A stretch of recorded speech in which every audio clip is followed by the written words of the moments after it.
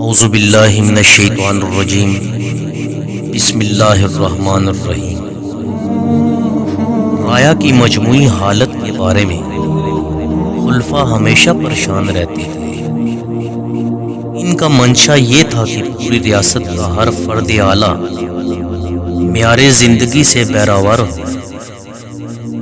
حضرت محمد صلی اللہ علیہ وآلہ وسلم کے آخری دور میں غربت اور تنگ دستی کے خاتمے کے بعد جب مسلمانوں کو خوشحالی میسر آئی تو اس خطرہ سے کہ ریاستوں کی آمدنی کا اکثر حصہ چند خاندانوں تک ہی محدود نہ ہو جائے، لہذا اعلیٰ معاشی اصول قائم فرمائے۔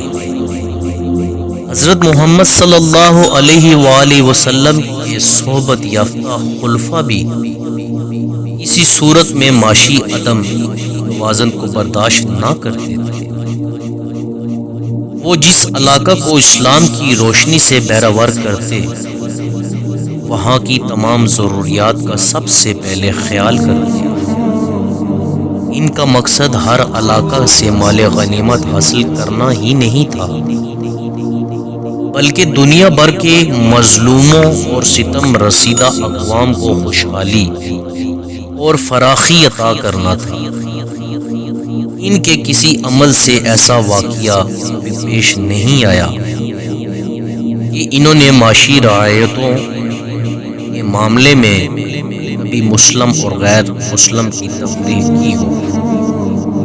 وہ مجموعی طور پر مملکت کے لوگوں کی حالت کا خیال رکھتے تھے۔ جب کہیں سے انہیں اطلاع ملتی کہ وہاں لوگ معاشی تنگ دستی میں مبتلا ہیں، وہ بے چین ہو جاتے۔ تاریخ کے اوراق پر ایسے در خشندہ واقعات بھی رقم ہیں جن کا مطالعہ کر کے انسانی رایا پروری و معاشی اصلاح کے بے مثال کارناموں سے پرشدت رہ جاتا ہے۔